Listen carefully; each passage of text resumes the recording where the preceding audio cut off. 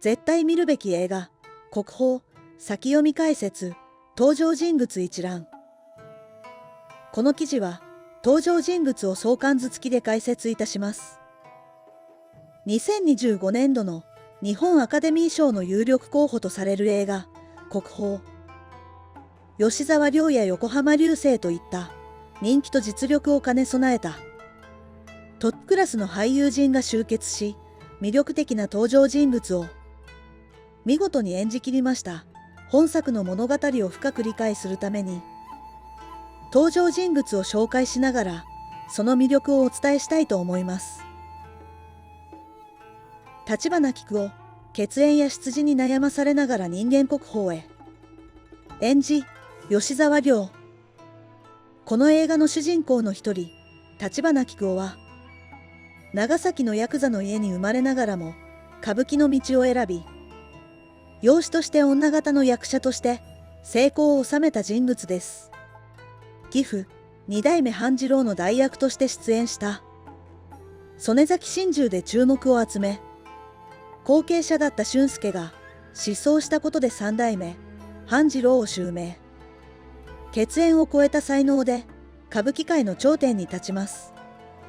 しかし、ヤクザの息子である過去が週刊誌で暴かれ、さらに影響力を持つ上方歌舞伎の当主、吾妻千五郎の娘、明子との恋愛が発覚したことで、上方歌舞伎界から追放されてしまいます。そんな中、病床にあった人間国宝、小野川万菊の支えや、かつての後継者である俊介との再会が彼を励まし、再び女形として歌舞伎の舞台に復帰します。そして最終的には人間国宝まで上り詰めるという栄光を手にしたのです。少年、菊夫、幼少期の橘菊夫。演じ、黒川宗也。橘菊夫は長崎を拠点とするヤクザ、橘組の組長、橘権五郎の息子として生まれました。ある日、宴席で菊夫が女形を披露した際、組同士の抗争が勃発し、菊夫の目の前で父、権五郎は命を落とします。父を失った悲しみに暮れる菊夫は、背中に和彫りを刻み、短刀を手に仇討ちを試みますが、失敗に終わりました。しかし1年後、運命的な出会いが訪れます。父が亡くなった宴席に偶然居合わせ、菊夫の女形の美しさに心を奪われた歌舞伎役者、花井半次郎が、彼を養子として迎え入れたのです。菊夫は、半次郎の実母である俊介と共に、まるで兄弟のように育ち、互いに競い合いながら歌舞伎の道を歩み始めます。大垣俊介、上方歌舞伎、丹波屋の跡取り。演じ、横浜流星。大垣俊介は歌舞伎界の名門に生まれるも、公演前夜まで史跡に足を運び、気ままな振る舞いを続ける一方で、菊夫は真摯に歌舞伎と向き合い、努力を重ねていたのです。その違いを見逃さなかった父、半次郎は、大事な公演、曽根崎心中の代役として、実の息子ではなく、養子の菊夫を選んだことで、その運命が大きく変わります。父の決断に傷ついた俊介は、菊夫の圧倒的な演技を目の当たりにし、歌舞伎界から姿を消しました。しかし、父の死後、俊介は再び舞台に戻り、かつての情熱を取り戻します。一方で、菊夫はスキャンダルによって名声を失い、地方を巡る生活を送ることになります。こうして二人の立場は逆転し、俊介は華やかな舞台で輝きを放ちました。晩年、俊介は糖尿病による足の切断という試練を抱えながらも、曽根崎心中に再挑戦します。その舞台には、かつて俊介を追い詰めた菊夫が相棒として共に立ち、二人は新たな絆を見せつけるのですが、やがてその舞台で俊介は倒れそうになりながら、少年、大垣俊介、幼少期の俊介。演じ、越山慶達。少年時代、大垣俊介は、養子として家に迎えられた菊男に対し、最初は心を閉ざし、反感を抱いていました。しかし、菊男が歌舞伎の稽古に真剣に取り組む姿を目の当たりにするうちに、俊介の心にも少しずつ変化が訪れます。やがて二人は互いを認め合い、兄弟のような絆を築きながら、共に舞台で輝く存在へと成長していきます。しかし二人の間には次第に違いが現れ始めます。福田春江、菊男と恋仲だった幼なじみ。演じ、高畑充希。福田春江は、長崎で菊男と恋人関係にありました。彼が大阪へ移ると、春江も彼を追って大阪に移り、ホステスとして働き始めます。菊男からプロポーズを受けた春江ですが、彼の役者としての成功を願い、その申し出を断ります。その後、春江は働く店で俊介と出会います。そして、菊男が代役を務めた舞台、曽根崎心中を感激していた春江は、舞台上の菊男よりも、俊介の演技に心を揺さぶられ、涙する俊介に強く心を惹かれるようになります。劇場を飛び出した俊介を追いかけた春江は、彼の手を取り、その瞬間から、二人は新たな人生を歩むことを決意しました。春江は俊介との未来を選び、二人の間には息子の和豊が誕生しました。橘権五郎、息子の前で亡くなった橘組の組長。演じ、永瀬正敏。橘権五郎は、長崎に拠点を置く橘組の組長。二代目、花井半次郎とは古くからの友人であり、半次郎は組の宴会にも顔を出す間柄でした。新年の宴会で、息子、菊男が披露する、女形の舞を満足げに見守っていましたが、その最中に敵対する組織からの急襲を受けます。権五郎は襲撃者を庭に追い詰め、とどめを刺そうとします。その直前、息子、菊男と目が合い、よく見ておけ、と言い残して刀を振り上げます。しかしその瞬間、背後から銃弾を受け、命を落としてしまいます。橘組はやがて消滅したとされています。橘松、菊男の育ての親、橘組長の5歳。演じ、宮沢エマ。橘松は、橘権五郎の5歳であり、菊男とは血縁関係がありません。菊男の実母である千代子は、彼がわずか2歳の時に亡くなり、それ以降、松が育ての親として、菊男を見守ってきたとされています。菊男が女形の芸を披露すると、松は心から彼を称賛し、その様子はまるで本当の親子のようでした。ところが新年会の宴会で、組同士の抗争が起こった後、松の姿は物語に現れなくなり、その後の消息も明らかにされていません。最終的に菊男が幸子に養子として迎え入れられる際には、松や実母、千代子の菊男をヤクザにさせたくないという強い願いが影響していたのかもしれません。花井半次郎、上方歌舞伎の名門、丹波屋の当主。演じ、渡辺謙。花井半次郎は、上方歌舞伎の名門である丹波屋の当主として、その名を高めてきました。彼は血筋にこだわらず、実の息子、俊介と養子、菊男の双方に対して、平等に厳しい指導を行いました。しかし、妻、幸子が俊介を後継者に推す一方で、半次郎は最終的に菊男を後継者として選びました。晩年、視力を失いながらも、花井白子の名を襲名し、舞台復帰を目指した半次郎。しかし、その花井白子襲名披露興行の舞台上で、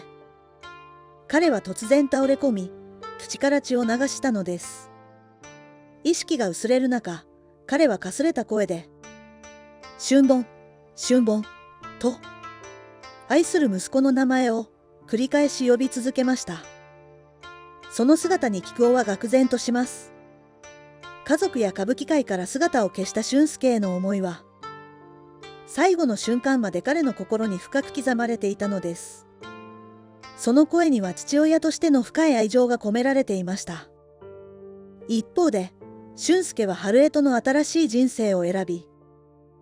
二人の間には息子、和豊が誕生しました。俊介と春江は静かに新たな家庭を築きながら、自分たちの道を歩んでいたのですが、大垣幸子、息子、俊介の母として家庭を支えていた。演じ、寺島しのぶ。大垣幸子は、花井半次郎の妻です。夫が突然連れてきた養子の菊男に対して、最初は戸惑いを隠せなかったものの、次第に家族として受け入れるようになります。普段は菊男にも優しく接する母親であった幸子ですが、歌舞伎や亀井の継承が絡むと態度が一転します。三代目半次郎の名を息子の俊介ではなく、菊男に譲るという夫の決断を知った際、幸子は菊男に向かって、泥棒と厳しい言葉を投げかけてしまいます。その後、三代目半次郎を襲名した菊男は、スキャンダルと駆け落ちによって、歌舞伎界から姿を消すことになります。丹波家に迷惑をかけたことを謝罪する菊男に対し、幸子は一言も発することなく、その場を立ち去り、まるで意図的に俊介の息子、和豊の世話に、専念するような行動をとるのでした。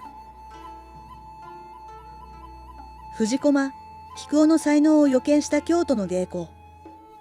演じ、三上愛。藤駒は京都の花街で働く芸妓です。ある日、芸妓遊びに慣れた俊介たちの輪から少し離れ、初々しく控えめな菊男を見つけます。その姿に惹かれた藤駒は彼にそっと話しかけました。その後、酔いざましに廊下へ出た菊男に近づいた藤駒は、彼の才能を見抜き、未来の舞台で輝く歌舞伎役者になると確信します。そして、2番でも3番でもいいから、私を選んでほしいと、思い切った告白をしました。やがて菊男と藤駒は結ばれ、娘の綾乃が生まれました。三代目、花井半次郎襲名のお披露目では、綾乃が菊男に向かって、お父さん、と、駆け寄る場面がありました。しかし藤駒は慌てて綾乃を引き離します。それは、綾乃が隠し子という立場に置かれているため、公に認められない運命を背負っていたからでした。それでも、藤駒は菊男の成功を静かに見守りながら、家族としての絆を大切に守り続けようと心に決めていたのです。小野川万菊、俊介、菊男のピンチを救った人間国宝。演じ、田中泯。小野川万菊は、期待の女形として知られ、人間国宝の称号を持つ人物です。彼女の舞台を初めて見た菊男は、その美しさと迫力に圧倒され、まるで化け物のようだが、美しい化け物だ、と驚嘆しました。かつて歌舞伎界から離れてしまった俊介を、再び舞台に戻したのは万菊でした。稽古をつけながら、万菊は歌舞伎が嫌いでも構わない、と語り、その言葉は俊介だけでなく、菊男の心にも響きました。その後、流浪の末に行き詰まった菊男に、再び助けの手を差し伸べたのも万菊です。病床にありながらも、彼に稽古をつけ、その情熱と指導によって、菊男は再び歌舞伎界へと戻る道を見つけることができました。吾妻千五郎、絶大な影響力を持つ上方歌舞伎の当主。演じ、中村鴈治郎。吾妻千五郎は上方歌舞伎界の名門当主で、その影響力は計り知れないものでした。菊男が二代目半次郎という支えを失い、重要な役を得られなくなったことで相談を持ちかけた際、千五郎は週刊誌の記事を手にしながら、今は静かにしておくべきだと冷静に助言しました。しかし事態が一転したのは、菊男と千五郎の娘明子との関係が明らかになった時です。激怒した千五郎は菊男が稽古をしている場に乗り込み、感情を抑えきれず手を挙げてしまいました。それでも血を流しながら毅然と覚悟の上ですと答える菊男。その場に居合わせた明子もまた自らの意志を貫き父との縁を切ると宣言するという驚きの行動に出たのです。家族の絆と伝統の重みが交錯する中、それぞれの選択がどのような未来をもたらすのか、誰も予測できない状況となっていきます。吾妻明子、東千五郎の娘、菊男との人生を選んだ女性。演じ、森七菜。明子は吾妻千五郎の娘であり、菊男の人生において重要な存在となる女性です。楽屋右翼で入りしており、菊男は兄のように慕っていた。しかし菊男との関係が明らかになり、父、吾妻千五郎の怒りを買い、親子の縁を切ってしまいます。丹波屋を去る決意をした菊男が、俊介と激しい喧嘩を繰り広げる場面では、明子はその様子を車の中で静かに見守り続けました。その眼差しには、菊男が選んだ厳しい道を、共に歩む覚悟と深い思いやりが感じられています。やがて菊男と明子は、車一台で巡業の旅に出ます。しかし、訪れる先々は歌舞伎に興味を持たない観客ばかりで、彼らの旅は華やかな歌舞伎の世界とはかけ離れたものでした。明子は懸命に裏方として菊男を支え続けましたが、次第に菊男の心が折れ、自暴自棄になる姿を見るにつれ、彼女の心も限界に達します。そして、ついには彼の元を離れる決断を下しました。その後、菊男は努力の末に歌舞伎界に復帰し、人間国宝として名を成しました。しかし、かつて彼を支えた明子の姿は観客席にはなく、二人が再び交わることはなかったと思われます。梅木、上方歌舞伎界を支える光友の社長。演じ、島田久作。梅木は上方歌舞伎界を裏から支える光友の社長として、興行のすべてを取り仕切っています。客席から役者たちの演技や演出を鋭い目で見極め、次回の興行内容を決定するその姿勢は、まさにプロ。大胆かつ迅速な決断力が彼の強みであり、まだ若手だった俊介と菊男の女形としての才能をいち早く見抜きました。二代目、半次郎の反対を押し切って二人を起用し、その興行は大成功を収めました。この成功をきっかけに、俊介と菊男は一躍人気役者へと成長していきます。その後、半次郎が交通事故により舞台に立てなくなった際には、急遽曽根崎心中の代役として菊男が抜擢されるという異例の事態が発生しました。この決断に対し梅木は一切口出しせず、むしろ菊男が舞台で見せた迫真の演技に感銘を受け、満足げな表情を浮かべていました。新たな役者の誕生を確信したことでしょう。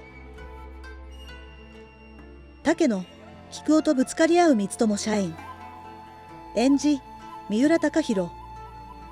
竹野は社長、梅木の部下として行動する光友の社員です。そんな竹野は初めて菊男と出会った時に、歌舞伎は血筋だと言い放ち、菊男とつかみ合いの喧嘩となってしまいます。しかし長い年月を経て関係を深めていく中で、